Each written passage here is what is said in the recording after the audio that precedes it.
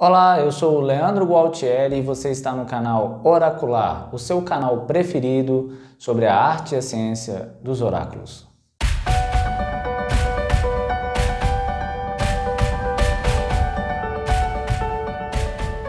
Comprei um tarô e agora o que eu faço?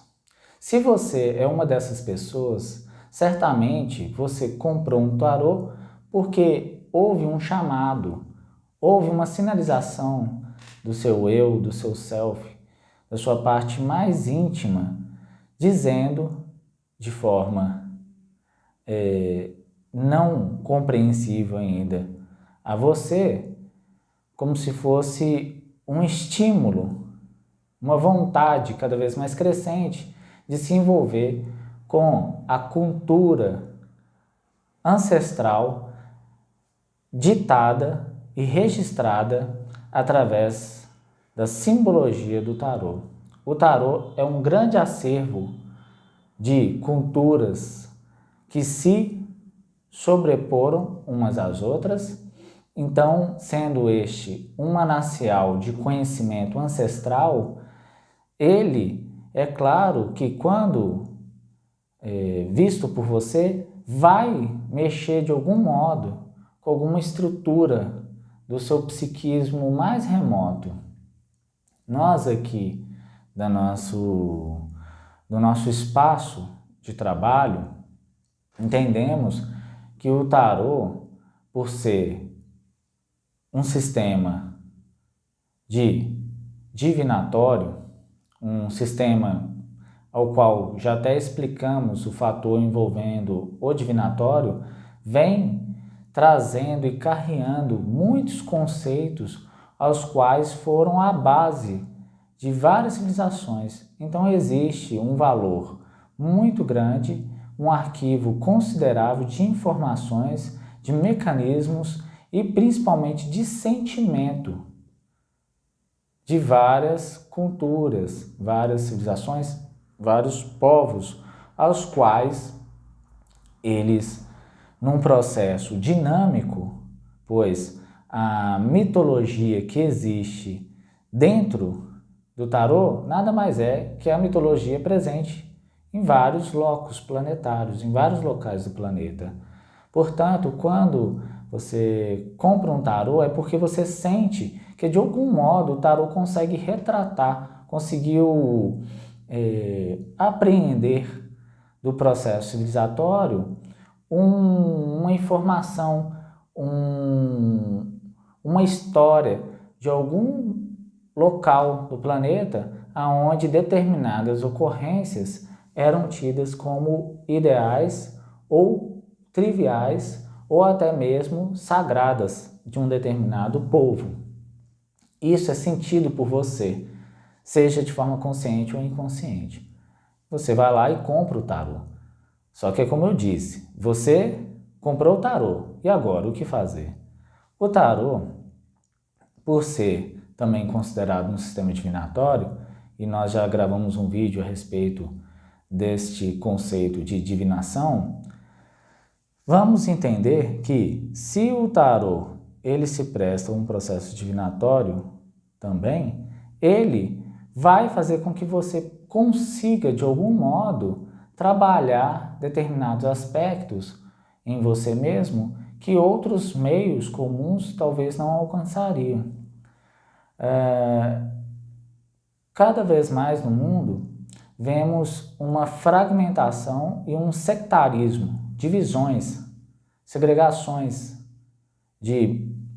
povos, seja segregações de processos ideológicos, e aí vamos nos fechando em bolhas. Ainda mais com o advento de redes sociais e até mesmo no sistema de busca natural da internet, é muito comum quando você vai fazer uma pesquisa, claro que na pesquisa você vai focar num tema e é aquele tema que você vai buscar, mas quando você cai em alguma informação relativa ao seu tema, o próprio sistema da internet te prende naquilo, e quando você vai assistindo os vídeos, às vezes as pessoas falam de outras coisas e mesmo assim as listas de vídeos, de indicações, continuam dentro daquele sistema da pesquisa inicial. Essas bolhas, essa forma de manter a pessoa presa dentro do mesmo tema, dentro do mesmo espaço, dentro do mesmo caixotinho ideológico, faz com que a nossa percepção do mundo seja muito local, seja muito diminuta e muito empobrecida, porque o que faz, de fato, termos um crescimento psicológico e espiritual é quando nós lidamos com o máximo possível de diversidade. E essa diversidade é que vai gerar vários gradientes psicológicos, aos quais, na medida da necessidade e da possibilidade, nós vamos utilizando e enriquecendo a nossa cultura. É como se a nossa cultura passasse por um processo de fusão, de união sem fusão, na verdade. É quando você une o melhor de cada local, de cada processo civilizatório, cultural, e cria uma espécie de síntese do conhecimento, e isso vai ter um reflexo na sua inteligência emocional, ao qual você, vendo tudo o que acontece, tudo o que aconteceu em outros povos, você começa a entender o ponto de conexão de uma informação, de um modo de ser e de um modo de agir que pode não ser igual ao seu, mas que traz uma maneira própria que, aglutinada ao seu modo, vai trazer algum tipo de avanço, vai conseguir trabalhar no sentido de resgatar algum valor espiritual que foi negligenciado por você ao longo do tempo. Ou, na maioria das vezes, desculpe, pode acontecer de você conhecer algo que é inédito. Você nunca tenha experimentado e você passa a ter uma vida cheia de entusiasmo, ou seja, cheio de alma, vivo, mais vivo do que nunca. E isso é motivo de grande alegria. Portanto, o tarô, quando a pessoa compra, a primeira coisa que ela sente é esse chamado, porque como o tarô é um grande acervo do processo civilizatório, dos mitos de vários povos, civilizações, então a base psicológica, afetiva, espiritual, que aí podemos chamar de sagrada, se assim me permitirem, é presente na iconografia, na simbologia do tarô. Então a primeira coisa a se fazer após a compra do tarô é fazer essa imersão, esse estudo das culturas do mundo, é fazer um passeio pelo mundo, é adquirir um senso de universalismo. Não existe mais agora a ideia do Brasil, não existe mais a ideia somente da cultura francesa, não existe mais só a ideia da cultura italiana, espanhola, chinesa, e sim a ideia da cultura do mundo. Então a pessoa é instigada a estudar durante um bom tempo o funcionamento cultural, o processo civilizatório de vários povos espalhados pelo mundo. Então, eu diria que é um benefício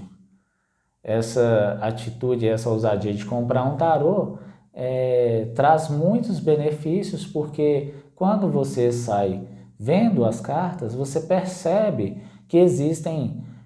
elementos no desenho que remontam à cultura egípcia, que remontam a culturas da Europa do período renascentista, dependendo do tarô que você estiver usando. Então, variando também de tarô, se você está usando tarô tradicional ou um tarô transcultural,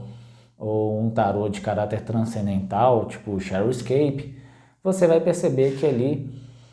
tem vários elementos que podem ser comum à sua realidade ou não, e que a princípio você pode linkar eles, por exemplo, à cultura druida, e às vezes não ser da cultura druida. Isso leva você a fazer pesquisas. E essas pesquisas abrem um leque para um engrandecimento, intelecto, moral da sua pessoa. Olha só que legal. Então, quando é comprado o tarô e você está ali com o tarô, olhe para o tarô, pegue no tarô todo dia, procura observar os elementos que ali estão e sai fazendo essas pesquisas, não sobre as cartas, mas sobre os elementos que você conseguir identificar, que você vai ver que tem determinados desenhos que estão relacionados à cultura grega, outros à cultura romana, à cultura egípcia, e assim você vai fazendo essa pesquisa. Quando você perceber que isso te dá gosto, essa pesquisa de conhecer a cultura, conhecer o passado, a nossa a ancestralidade do mundo, a história recente, mais remota, que porventura esteja registrada nos tratados de história do mundo, você vai perceber que o tarô é muito mais do que simples jogo de divinação ou tiragem técnica numa consulta para dar um certo direcionamento à pessoa, no aquilo que nós podemos chamar de aconselhamento.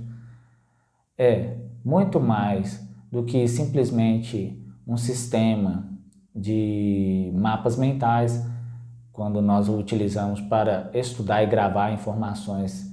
daquilo que nós queremos aprender sobre determinada disciplina.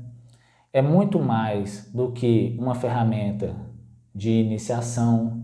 é muito mais do que tudo que pode ser feito e falado sobre o tarô, porque ainda assim ele é uma espécie de livro mudo, pois não contém palavras, e não contendo palavras, você não consegue ter a subvocalização. Você não conseguindo ter a subvocalização, a mente fica livre para poder criar situações, imaginar, fazer suas divagações, suas incursões, vamos dizer, sua navegação na rede de conhecimento registrado até agora pela humanidade. Então, o tarô, depois que você compra, você começa a ser instigado, estimulado, desafiado a estudar as várias culturas ao redor do tempo, do espaço e tempo, e principalmente aquilo que remonta os primórdios das civilizações. Então, fique com isso, tenha isso sempre em mente e estude. Lembre, o tarô também é, por si só, um livro mudo que guarda o conhecimento, o processo civilizatório e humano dentro da sua simbologia, dentro dos desenhos que estão ali evidenciados na carta. Obrigado.